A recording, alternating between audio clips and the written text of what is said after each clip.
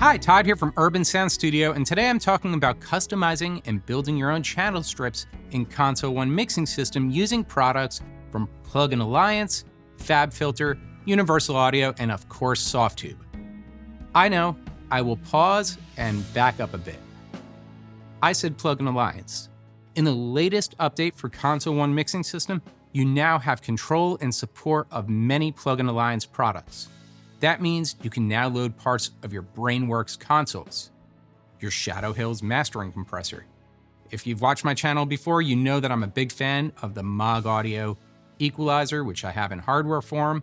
That means Elysia products and so much more, a black box saturation and distortion and other products. And there's more to come on top of all this. Now, before we actually dive into this and take a look, I want to explain something. This is not generic MIDI mapping. This is a partnership between Native Instruments, Plug-in Alliance, and Softube. This is a partnership between Universal Audio and Softube, or FabFilter and Softube. So what does that mean? That means you have the confidence that these products will continue to be supported. Future products will probably be supported, and you know that the products have been tested and qualified. That means that the knob that you are turning corresponds to what that product should be controlling. It means the amount you turn that knob, the direction you turn that knob makes sense for the product. It means that if there's an LED ring around that knob and there's discrete parameters, it locks into those LED rings so that you can use it to speed up your workflow. It means that if you're using the on-screen display while mixing, you get proper gain reduction metering and proper EQ curves. Now, for those of you who haven't tried Console One, you might not really get the difference, but there's a huge difference between turning a knob and controlling a product's GUI, which tends to have a lot of inefficiencies and a lot of extra parameters, and Console One Channel, which makes sure that you're prioritizing the sound, the workflow, and the character of that product. And Softube works with their partners to make sure that these are prioritized so that you have a better workflow, get better results, and really take advantage of the sound and the character of that product the way the hardware was intended to be used. So with all that in mind and with all that out of the way, let's jump on in, see what some of my favorite products are, and see how I use them in my workflow. Building a channel strip is easy. Let's listen to my drum track.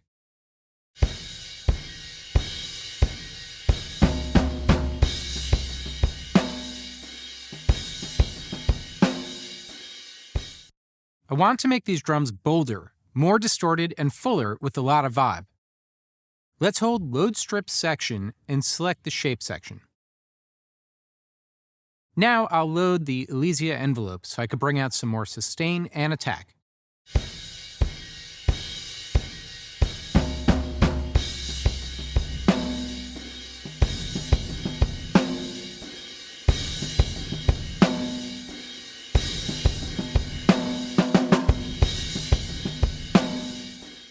I have some resonant frequencies.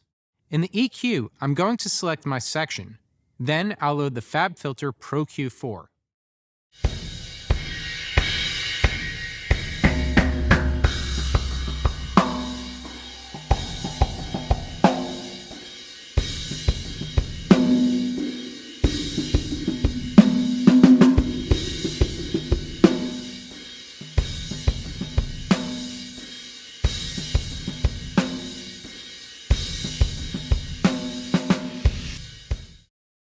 Up last, let's load a compressor.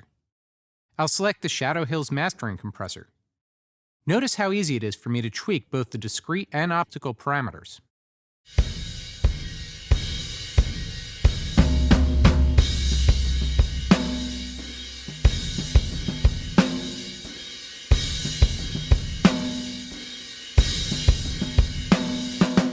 Then I'll parallel mix some signal back in.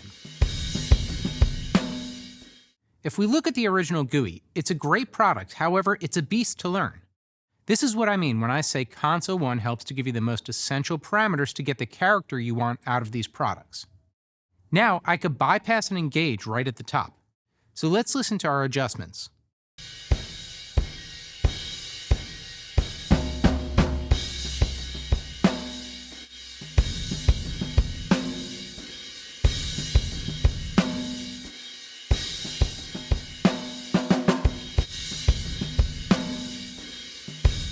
there's a ton more vibe. Listen to our guitars. I need more character, so I'm going to load the black box HG2 into the shape section.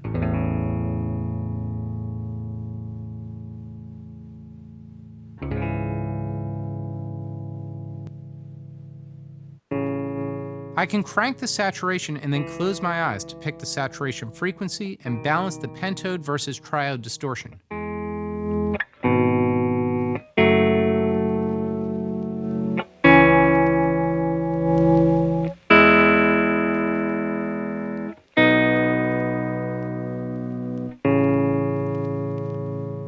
In the EQ section, I'm going to load something super special. It's the EQ from the BrainWorks Focusrite console. And as far as I know, it's the only model that captures this legendary console.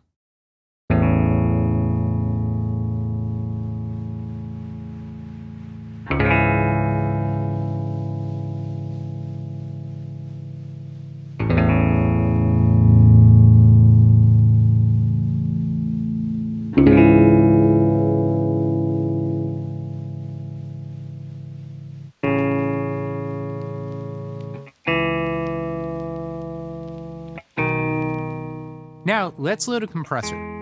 I'll insert the Universal Audio UAD-X 1176 for even more character and to level my guitars.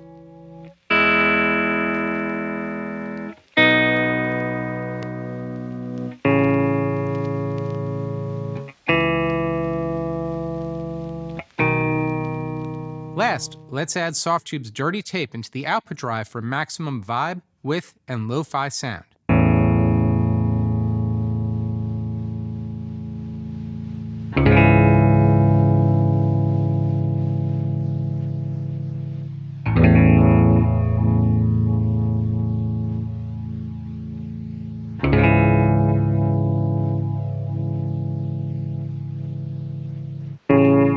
Now that I have my sound, I'll hold Shift plus Preset and save this channel strip as a preset for recall and other sessions.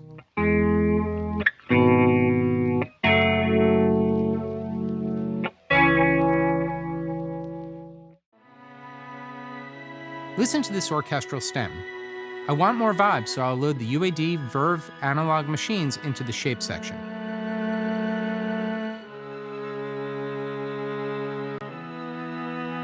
I'll crank my drive and then determine which machine I want.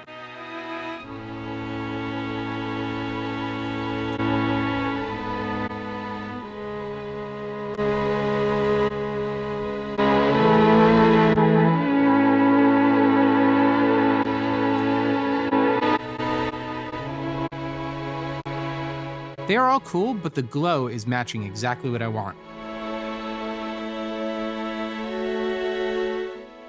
For the EQ, let's use the Moog EQ4 to open up the strings.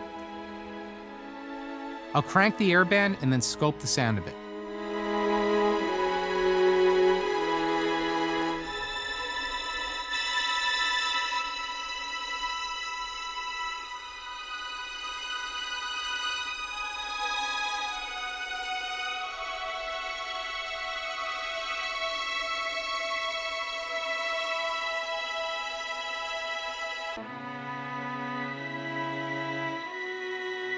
Last, in the compressor, let's add the FabFilter Pro C. It keeps a natural sound but helps to bring out the character.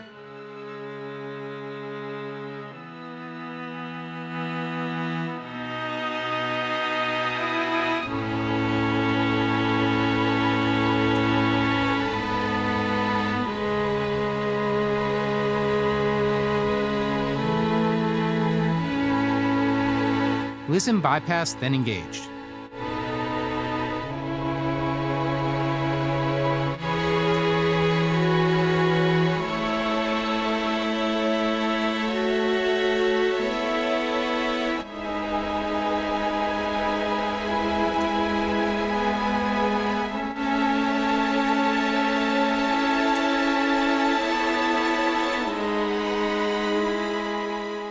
In this next example, let's group tracks 6 and 7 to affect all of our vocals at once.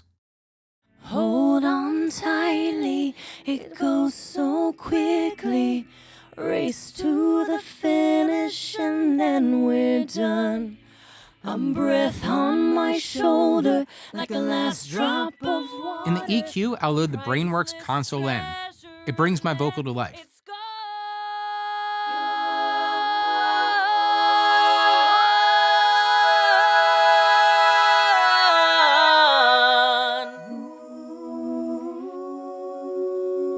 I'm trying to find you. This grief is too hard to hold. And for the compressor, I'll go with the classic LA2A from Universal Audio. Take me back to the start. Is this all that we come to? Echoes and broken hearts. Thanks for watching. So, I know I showed you a bunch of different products there. What products would you be most interested in seeing in Console One Mixing System? It could be from any of the companies that I listed, or it could be another third-party company. Or when it comes to the products that are listed, what are some of your favorite go-to channel strips that you're going to build, save, and recall in your session? Let us know in the chat below, and as always, please help support the channel by liking this video and hitting subscribe.